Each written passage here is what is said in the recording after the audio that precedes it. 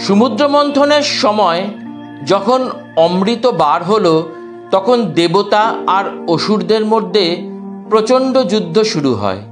সমস্ত দেবতা একত্রিত হয়ে অসুরদের আক্রমণ শুরু করলেন। একের পর এক অনেক অসুরকে হত্যা করা হচ্ছিল, কিন্তু এরপরেই হঠাৎ করে অদ্ভুত এক ঘটনা ঘটতে থাকে। যেসব রাক্ষসকে হত্যা করা হয়েছিল তারা পুনরায় জীবিত হতে শুরু করলো। দেবতারা অবাক হয়ে ভাবতে থাকে, এ কেমন মায়া? কিন্তু এটি কোনো মায়া ছিল না, ছিল দৈত্যগুরু শুক্রাচার্যের মৃত সঞ্জীবনী বিদ্যার ফল। কিন্তু কে এই দৈত্যগুরু শুক্রাচার্য, আর কিভাবে তিনি এই বিদ্যা অর্জন করে এই বিদ্যায় এত পারদর্শী হয়ে উঠলেন? তোমরা সবটা জানতে পারবে, কিন্তু সবটা জানার জন্য আমার পুরো ভিডিওটি তোমাদের দেখতে হবে। আর ভালো লাগলে লাইক এবং সাবস্ক্রাইব করে আমার পাশেও থাকতে হবে। আর এই জাতীয় অজানা কাহিনী যাতে আরও মানুষ জানতে পারে, তাই এই ভিডিওগুলোকে তোমাদের একটু বেশি করে শেয়ার করতে হবে। হ্যাঁ, তো যেটা বলছিলাম, দেবতাদের আক্রমণে যখন প্রচুর অসুর মারা যাচ্ছিলেন, কিন্তু কিছুক্ষণের মধ্যে তারা আবার জীবিত হয়ে যাচ্ছিল দেখে দেবতারা অবাক হয়ে যাচ্ছিলেন। তখন এক মহান ঋষি সঞ্জীবনী বিদ্যার সাহায্যে সেই সব অসুরদের পুনরুজ্জীবিত করছিলেন। তিনি ছিলেন দৈত্যগুরু শুক্রাচার্য, যিনি আসলে দেবতাদের গুরু হতে চেয়েছিলেন আর মানব কল্যাণের উপকার করতে চেয়েছিলেন। কিন্তু তাকে দেবগুরু তো দূর, বরঞ্চ তাকে অপমান করে তাড়িয়ে দেওয়া হয়েছিল। এরপর উনি সিদ্ধান্ত নেন তিনি দৈত্যদের গুরু হয়ে দেবতাদের প্রতি প্রতিশোধ নেবেন। কিন্তু এর পিছনে কি ঘটনা সেটা জানা যাক। দেবী ভাগবতের মতে শুক্রাচার্য শ্রাবণ মাসের শুক্লা শুদ্ধ অষ্টমীর দিন জন্মগ্রহণ করেছিলেন। তার পিতা মহর্ষি ভৃগু এবং তার দ্বিতীয় স্ত্রী কাব্যমাতা একটি পুত্র সন্তান লাভ করেন। জন্মের সময় তার নাম দেওয়া হয় উর্ষা, কিন্তু পরে তিনি শুক্রাচার্য নামে পরিচিত হন। এর পিছনে আছে ভগবান শিবের সাথে জড়িত এক ভীষণ রোমাঞ্চকর কাহিনী। আর এই রোমাঞ্চকর কাহিনীটি জানতে আমার এই ভিডিওটি তোমাদের পুরোটা দেখতে হবে। আর হ্যাঁ, এই ভিডিও শেষে গুরু শুক্রাচার্যের একটি শক্তিশালী মন্ত্র, যা উনি দেবাদিদেব মহাদেবকে উৎসর্গ করেছিলেন, সেই মন্ত্রটিও আমি এখানে উল্লেখ করব। শুক্রাচার্য, যিনি প্রথম থেকেই বিদ্যা এবং জ্ঞান অর্জন করে দেবলোকে একটি গুরুত্বপূর্ণ স্থান অর্জন করতে চেয়েছিলেন, কিন্তু একসময় তার জীবনে এমন কিছু ঘটনা ঘটে যার ফলে তার চিন্তাভাবনা এবং দৃষ্টিভঙ্গি চিরকালের জন্য পরিবর্তিত হয়ে যায়। অল্প বয়স থেকেই শুক্রাচার্যের মধ্যে এক অদ্ভুত তেজ এবং প্রখর বুদ্ধি দেখা যেত। অল্প বয়স থেকেই তিনি শিক্ষা লাভের জন্য মহর্ষি অঙ্গরসের আশ্রমে থাকতে শুরু করেন। সেখানে গুরুর কাছ থেকে তিনি রাজনীতি, অর্থনীতি, বিজ্ঞান এবং অস্ত্রবিদ্যার শিক্ষা লাভ করেন। এরপর তিনি গুরুদেবের কাছ থেকে আধ্যাত্মিক জ্ঞানও অর্জন করেন। শুক্রাচার্য মহর্ষি অঙ্গরসের সবথেকে প্রতিভাবান শিষ্য ছিলেন, কিন্তু ধীরে ধীরে তার মনে ঈর্ষা জাগতে লাগলো আর তার মন বিচলিত হতে থাকে। আসলে মহর্ষি অঙ্গরসের পুত্র বৃহস্পতিও ওই আশ্রমের বিদ্যার্থী ছিলেন। কিছুদিন পর শুক্রাচার্যের মনে হলো ঋষি অঙ্গরস তার পুত্র বৃহস্পতির উপর বেশি মনোযোগ দিচ্ছেন। তিনি ভাবতে লাগলেন ঋষি অঙ্গরস জেনে বুঝে তার প্রতি মনোযোগ দিচ্ছেন না। এইভাবে অনেক দিন পর্যন্ত বিচলিত থাকার পর একদিন শুক্রাচার্যের ধৈর্যের বাঁধ ভেঙে গেল, আর তিনি গুরুকে জিজ্ঞাসা করলেন, আমি বৃহস্পতির থেকে বেশি প্রতিশ্রুতিমান, তাহলে কেন আপনি আমার প্রতি বেশি মনোযোগ দিচ্ছেন না আর বৃহস্পতির ওপর বেশি মনোযোগ দিচ্ছেন? কেন আপনি তাকে বেশি জ্ঞান দান করছেন? শুক্রাচার্যের এই কথা শুনে মহর্ষি বললেন, তার কাছে সব বিদ্যার্থীই সমান, তা সে যতই তার পুত্র হোক না কেন। কিন্তু শুক্রাচার্য এই উত্তর শুনে সন্তুষ্ট হতে পারলেন না।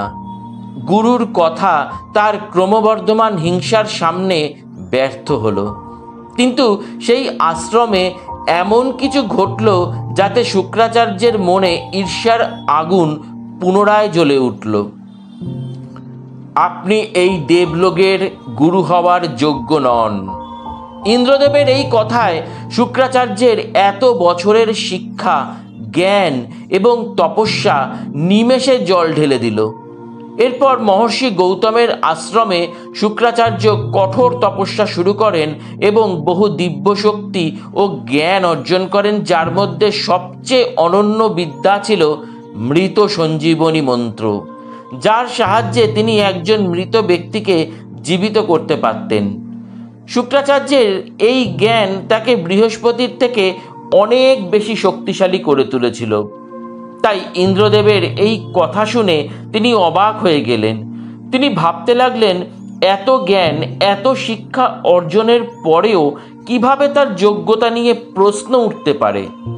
একটি জনপ্রিয় কাহিনী অনুসারে শুক্রাচার্য এবং বৃহস্পতি তাদের শিক্ষা সমাপ্ত করে দেবলোকে পৌঁছেছিলেন।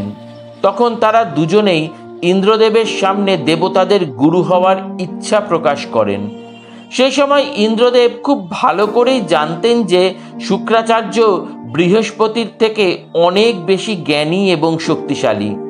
কিন্তু মনে করা হয় ইন্দ্রদেব আর গুরু বৃহস্পতি দুজনেই খুব ভালো বন্ধু ছিলেন, আর এর জন্যই বৃহস্পতি ইন্দ্রদেবের খুব কাছের মানুষও ছিলেন। আবার এটাও বিশ্বাস করা হয় যে শুক্রাচার্যের মা কাব্যলতা একজন রাক্ষস কন্যা ছিলেন। এইসবের কারণে ইন্দ্রদেব ভরা সভায় শুক্রাচার্যকে বলেছিলেন, এক রাক্ষসীর পুত্র কোনোভাবেই দেবতাদের গুরু হতে পারেন না।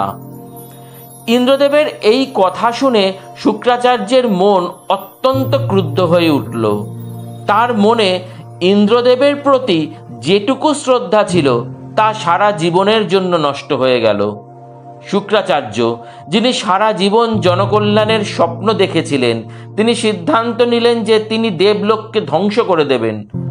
ভরা সভায় অপমানিত হওয়ার পর তিনি কোনো কিছু না ভেবেই রাক্ষসদের গুরুপদ গ্রহণ করেন এবং তিনি হয়ে ওঠেন রাক্ষস গুরু শুক্রাচার্য।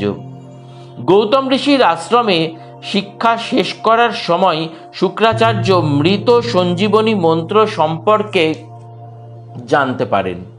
শুক্রাচার্য তার গুরু গৌতমের কাছে এই মন্ত্রটি শিখতে চাইলেন, কিন্তু মহর্ষি গৌতম শুক্রাচার্যকে এই মন্ত্র শেখাতে অস্বীকার করেন এবং বলেন এই মন্ত্রটি একমাত্র শিবই তাকে শেখাতে পারেন, আর কিন্তু তার জন্য তাকে কঠিন তপস্যা করতে হবে আর ভগবান শিবকে প্রসন্ন করতে হবে। গুরুর কাছ থেকে এই কথা শুনে তিনি বললেন তিনি যে কোনো উপায়ে দেবাদিদেব মহাদেবকে সন্তুষ্ট করবেন এবং সঞ্জীবনী বিদ্যা অর্জন করবেন। তাই তিনি এক গাছের তলায় বসে গভীর তপস্যায় লীন হয়ে গেলেন। স্কন্দপুরাণ অনুসারে শুক্রাচার্য একই স্থানে একই কাজ চালিয়ে যেতে লাগলেন। কথিত আছে সেই সময় দেবরাজ ইন্দ্র শুক্রাচার্যের তপস্যা ভঙ্গের জন্য অনেক কিছু করেছিলেন, এমনকি স্বর্গের অপ্সরাদেরও তার কাছে পাঠানো হয় তার ধ্যান ভঙ্গ করবার জন্য। যখন এতেও কাজ হয়নি তখন নাকি দেবরাজ নিজের কন্যাকেও শুক্রাচার্যের কাছে পাঠিয়ে দিয়েছিলেন, কারণ যদি শুক্রাচার্যের মতন জ্ঞানী ঋষি এই মহামৃত্যুঞ্জয়ের মতো শক্তিশালী জ্ঞান অর্জন করেন তবে তিনি ইন্দ্রের থেকে বহু গুণ বেশি শক্তিশালী হয়ে উঠবেন, যার ফলে তার নিজের দেবরাজ পদ বিপদের সম্মুখীন হতে পারে। কিন্তু দেবরাজের এত বাধা সত্ত্বেও শুক্রাচার্য নিজের সাধনায় অবিচল থাকলেন।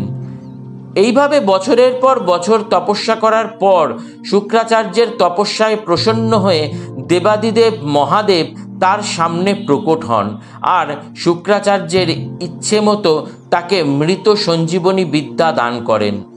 এর বদলে মহাদেব তার কাছ থেকে একটি অঙ্গীকার করে নেন যে শুক্রাচার্য কখনোই এই জ্ঞানের অপব্যবহার করবেন না।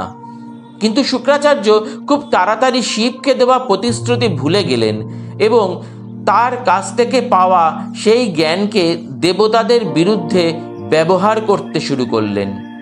যখন মহাদেব দেখলেন শুক্রাচার্য তার শেখানো সঞ্জীবনী মন্ত্রের অপব্যবহার করছেন, তখন তিনি খুব রেগে গেলেন আর শুক্রাচার্যকে উচিত শিক্ষা দেওয়ার সিদ্ধান্ত নিলেন।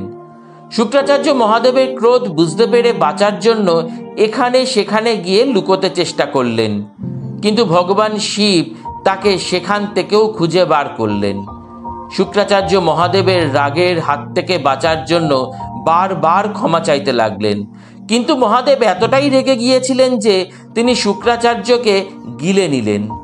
শিবপুরাণ অনুসারে মহাদেব শুক্রাচার্যকে গিলে নেওয়ার সাথে সাথে শুক্রাচার্যকে বললেন, এটি তোমার পাপের উপযুক্ত শাস্তি, এখন থেকে তুমি এইভাবেই আমার পেটে আটকা থাকো। শুক্রাচার্য ভীষণ ভয় পেয়ে মহাদেবের শরীর থেকে বের হতে চাইলেন, কিন্তু মহাদেব তার শরীরের সমস্ত দ্বার বন্ধ করে দিলেন যেগুলো থেকে শুক্রাচার্য বের হতে পারে। মনে করা হয় শুক্রাচার্য এইভাবে শিবের পেটে কয়েকশো বছর আটকা থাকতে বাধ্য হন। কিন্তু একদিন শুক্রাচার্য মহাদেবের লিঙ্গপদ ধরে শুক্ররূপে বাইরে বেরিয়ে এলেন এবং বিশ্বাস করা হয় এই কারণেই তিনি শুক্রাচার্য নামটি পেয়েছিলেন। কিন্তু যখন মহাদেব শুক্রাচার্যকে দেখলেন তখন তার ক্রোধ সমস্ত সীমা অতিক্রম করল। সেই সময় মহাদেব শুক্রাচার্যকে আরও কঠোর শাস্তি দেওয়ার আগেই শুক্রাচার্য মাতা পার্বতীর চরণে গিয়ে পড়লেন আর ভয়ে কাঁপতে কাঁপতে তিনি মাতা পার্বতীর কাছে বলতে লাগলেন, মিনতি করতে লাগলেন। শুক্রাচার্যের এই রকম অবস্থা দেখে মাতা পার্বতী শুক্রাচার্যের উপর দয়া আসলো। যখন মহাদেব রাগে শুক্রাচার্যের দিকে এগোতে লাগলেন তখনই মাতা পার্বতী মহাদেবের সামনে এসে দাঁড়ালেন। শিবজির শরীর তখন রাগে লাল হয়েছিল, তার চোখ দিয়ে যেন আগুন বেরোচ্ছে মনে হচ্ছিল। কিন্তু মাতা পার্বতীকে তার সামনে দেখে মহাদেবের রাগ শান্ত হলো। মাতা পার্বতী তখন মহাদেবকে বোঝালেন যেহেতু শুক্রাচার্য তার শরীর থেকে বাইরে বেরিয়ে এসেছেন, তাই শুক্রাচার্য এখন তাদের পুত্রের সমান, তাই মহাদেব যেন তাকে ক্ষমা করে দেন। মহাদেব কিছুক্ষণ চিন্তা করার পর শুক্রাচার্যকে ক্ষমা করে দেওয়ার প্রতিশ্রুতি দিলেন এবং বললেন, আজ থেকে তুমি আমার ছেলে হবে। তারপর থেকেই শুক্রাচার্য মহাদেবের পুত্র হওয়ার গৌরব অর্জন করলেন। একজন মহান ঋষি যিনি শৈশব থেকেই অত্যন্ত বিদ্বান এবং বুদ্ধিমান ছিলেন, সপ্ত ঋষিদের মধ্যে একজনের পুত্র হওয়ায় তিনি তার জীবনকে মানব সেবায় নিয়োজিত করতে চেয়েছিলেন। তিনি এতটাই শক্তিশালী ছিলেন যে ইন্দ্রদেব নিজেই তার ক্ষমতা দেখে ভয় পেয়ে গিয়েছিলেন, যাকে স্বয়ং মহাদেব মৃত সঞ্জীবনী বিদ্যার বর দান করেছিলেন এবং যাকে দেবী পার্বতী এবং মহাদেব পরে তার পুত্র হওয়ার বরদানও দিয়েছিলেন, যিনি ছিলেন অসুরদের গুরু।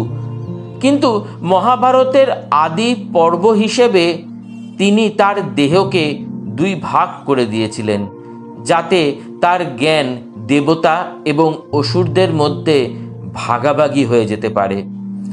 ইতিহাসে এমন অনেক কাহিনী আছে যা তার ব্যক্তিত্বের ভিন্ন ভিন্ন দিক প্রকাশ করে। তো বন্ধুরা, আমার এই ভিডিওটি তোমাদের কেমন লাগলো আর এই অজানা কাহিনীও তোমাদের কেমন লাগলো সেটা প্লিজ কমেন্ট বক্সে লিখে পাঠিও। আর হ্যাঁ, আমি প্রথমে বলেছিলাম যে শুক্রাচার্য যে শিব মন্ত্র মহাদেবের উদ্দেশ্যে রচনা করেছিলেন সেটি আমি সবার লাস্টে বলবো। তো সেই শিব মন্ত্রটি হলো ওম মহাদেব দেবায় রুদ্রমূর্তে হরা হরা শিবায় নমঃ। এই মন্ত্রটি প্রত্যেক দিন যদি 108 বার জপ করা হয় তাহলে আর্থিক উন্নতির সাথে সাথে নানা রকম সমস্যার সমাধান সম্ভব। তো বন্ধুরা, তোমরা প্লিজ লিখে পাঠিও আমার এই ভিডিওটি কেমন লাগলো। আর এই ধরনের ভিডিও যদি তোমরা দেখতে এবং শুনতে চাও তাহলে আরও বেশি করে লাইক করো, সাবস্ক্রাইব করো আর আরও মানুষদের কাছে শেয়ার করো। হর হর মহাদেব।